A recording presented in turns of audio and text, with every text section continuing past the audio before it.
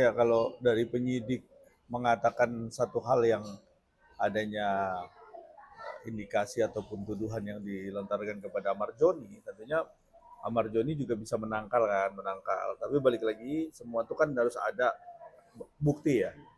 Nah, kalau memang simpel sekali sih sebenarnya, kalau memang dia tidak mengedarkan bahwa itu handphone siapa, itu kan sebenarnya pihak dari kepolisian sendiri sebenarnya udah bisa memberikan satu kesimpulan seperti apa kan gitu.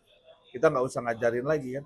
Simpel sekali karena untuk mengetahui bahwa barang itu dari mana, terus peredaran uang itu pindah dari siapa ke siapa, terus handphone juga kan bisa dicek, dilacak lah. Kalau kita mau ngelacak bom aja bisa kok, kenapa narkoba nggak bisa kan gitu. Kalau memang Ahmad Joni bisa dipertanggungjawabkan bicara ataupun omongannya bahwa itu semua dalam posisi tekanan dan lain-lain, siapa yang nekan, terus siapa yang suruh, orangnya mana, ya kan? Terus bisa nggak tuh kalau CCTV itu dibongkar terus orang yang mengantarkan itu kan bisa dilihat tuh. Karena kalau kita lihat dari sekarang ini kan zaman udah makin canggih ya. Melihat muka aja itu udah bisa tahu tuh identitas orang dengan cara melihat kornea mata ataupun orangnya aja itu bisa dicek. Karena zaman canggih sekali. Jadi bongkarlah CCTV-nya. Langsung cek itu bagaimana proses dia perpindahan barang itu. Dan kalau memang Ahmad Joni bukan pelakunya utama, tentunya ini juga harus dibongkar juga kan gitu. Jadi jangan ngambil ujungnya aja kan gitu, bahwa ini ada peredaran kan gitu. Tapi bagaimana peredaran itu dari siapa ke siapa kan, dari hulu ke hilir kan. Nggak bisa dong berdiri sendiri kan gitu. Rangkaian cerita proses hukum ini nggak bisa berdiri sendiri. Harus ada ceritanya awalnya, dia bisa beli barang itu di mana, terus kenal siapa. Nggak mungkin seorang Ahmad Joni datang menjadi terpidana di dalam lapas, terus dia bisa tahu bahwa ada peredaran narkoba, kan itu satu hal yang juga yang perlu kita kita pertanyakan kan. Nggak mungkin juga dari mana dia kok bisa pakai handphone, apa yang bisa menyebabkan itu ada handphone di situ, dia gabung dengan siapa aja itu kan juga bisa diruntut lah harusnya, nggak berdiri sendiri lah istilahnya seperti itu.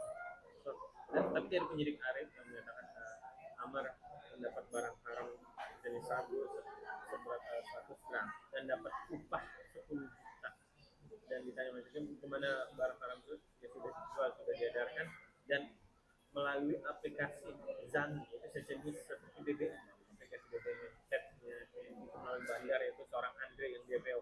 Ini jadi kayak ada celah gitu bang, celah dalam lapas, dalam pihak lapas dari sipil dan lain sebagainya. Tapi setelah dicek oleh penyidik mengatakan majelis hakim bilang ada apa yang ternyata sudah dihapus oleh Ahmad Doni dan teman-temannya. Ini gimana bang? Ya jejak digital kan nggak bisa hilang gitu loh. Kalau kita bicara dihapus itu kan nggak mungkin lah dihapus itu bisa bisa kelihatan lagi. Handphone tuh diambil lah. Kayaknya kita nggak usah ngajarin lagi ikan berenang kan gitu. Kalau untuk ngecek lagi kan harusnya pengecekan itu bisa secara intensif lah. Puslapor aja bisa ngecek segala sesuatu yang tidak terbukti bisa terbukti. Apalagi ngecek dengan proses adanya Genly tadi kan, itu kan aplikasi itu kan walaupun dihapus juga masih bisa kedetek lah. Zaman sekarang udah makin canggih untuk nyari begitu, nyari orang apa yang melakukan bom aja 2 hari 3 hari kelar kok selesai. Tinggal bagaimana seriusnya untuk memberantas ini, seriusnya untuk mengungkap jaringan-jaringan ini. Nah itu tinggal bagaimana pihak penegak hukum dan petugas dari pihak lapas juga benar-benar membuka ruang untuk bisa ngebuka semuanya, karena kan yang namanya di dalam lapas itu kan sangat ketat sekali. Kalau kita lihat ketat sekali ya. Dalam arti ketat sekali itu tandanya di bawah pengawasan CCTV. On the track dia. Jadi pintu ke pintu, lorong ke lorong, sampai di depan lapas, di depan penjaranya pun, di tempat kamarnya pun ada CCTV gitu. Saya rasa ini satu hal yang menurut saya nggak perlu lagi kita bersusah-susah lah untuk bisa mengungkapkan. Terus pada waktu ada orang datang nganter barang itu kan juga matanya atau orangnya itu bisa dilihat. Sekabur apapun ya dicari lah sampai dapat kan gitu. Intinya pembunuhan yang sifatnya udah ngilangin barang bukti, ngilangin handphone dan lain-lain, ketemu kok. Ini nyari orang yang bisa diungkap lah bagaimana ini bisa terjadi kan gitu. Jangan sampai Amar Joni menjadi sasaran tembak gitu loh. Sasaran tembak yang artinya dia memang bersalah, tapi di situ harus lihat dulu kenapa environment ataupun lingkungan daripada itu bisa membentuk orang yang sebenarnya harusnya sudah divonis dan dia sudah jalanin hukuman, terus dia harus bersalah. Saya juga nggak nyalahkan karena kenapa yang jadi problematik itu bukan kepada proses dia melakukan kesalahan, tapi kok bisa gitu melakukan hal tersebut di dalam lapas gitu. Kalau memang ada peredaran itu, kalau memang ada. Nah itu yang harus dicek, bukan kepada orang yang ngedarin terus dihukum. Itu salah tandanya. Kan teori sebab akibat, nggak bisa lah orang dihukum karena perbuatannya. Bisa perbuatan begitu kan karena ada lingkungannya.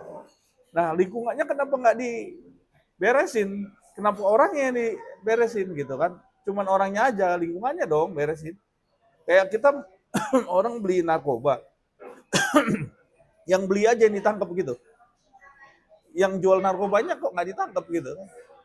Itu kan ada rangkaian gitu loh. Dan itu di lapas, kita lihat di lapas. Makanya itu kalau ada hal-hal seperti ini, saya rasa hal-hal seperti ini yang harus dibuka secara runtut, jangan sepotong-sepotong gitu. Jadi kita bertanya kan nanti jadi pertanyaan yang luar biasa. Saya rasa majelis hakim dalam hal ini harus benar-benar hati-hati dan bijak.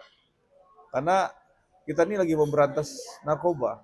Apalagi orang yang terkena narkoba itu harus direhab, obatin.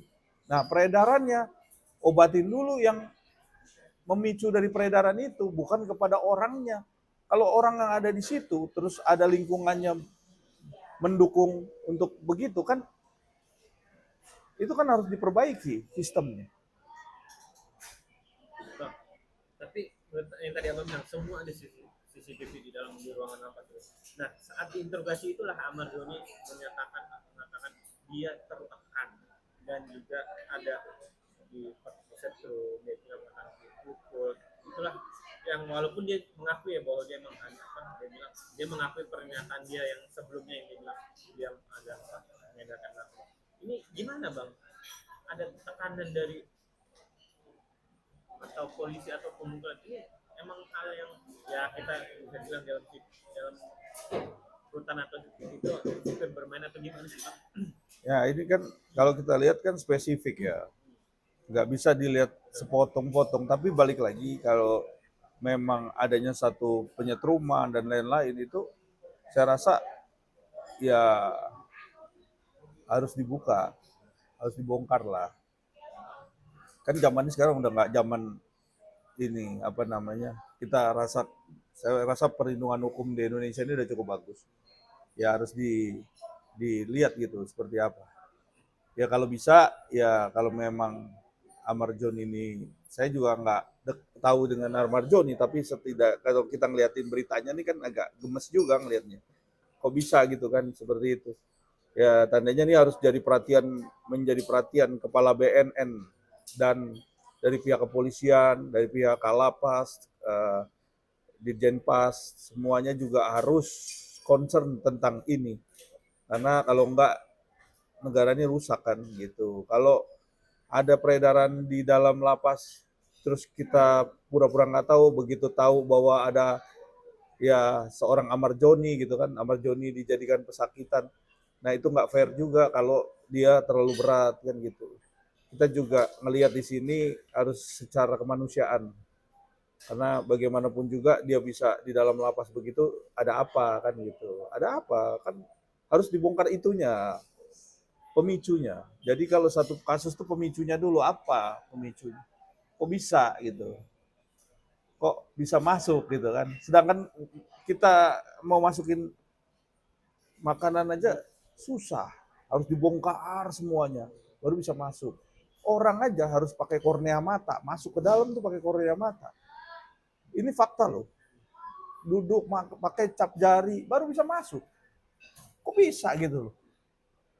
Ini kan hal yang menurut saya ya harus dipertanyakan, ya ada apa sebenarnya ini gitu loh. Bang terakhir konsekuensinya kalau Amar Joni ternyata ternyata benar dia seorang bandar dan mengedarkan dan ternyata dia berbohong, apa Bang? Ya, Amar Joni harus terima akibatnya, resiko, ya. Kalau memang dia berbohong, kalau memang dia nggak berbohong, dia buka semua siapa pemicunya. Nah, polisi juga harus bantu juga dong. Dan hal ini penegak hukum. Hakim juga jangan matanya sebelah mata, nggak bisa. Periksa ini, cek ini, semua bisa kok dilakukan. Buka semuanya, karena ini udah menjadi perhatian publik.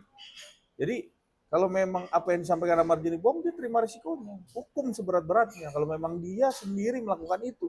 Kalau dia bersama-sama dengan siapa? Siapa yang membantu dia? Dia buka juga dong. Apa kok bisa begitu? Siapa? Orangnya mana dan bagaimana dia bisa melakukan hal tersebut? Itu dibuka aja, dibongkar aja semua. Kalau memang itu dia sesuai dengan fakta. Karena yang kita cari adalah fakta. Di mata hukum tuh gak kelihatan tuh namanya katanya. Tapi faktanya.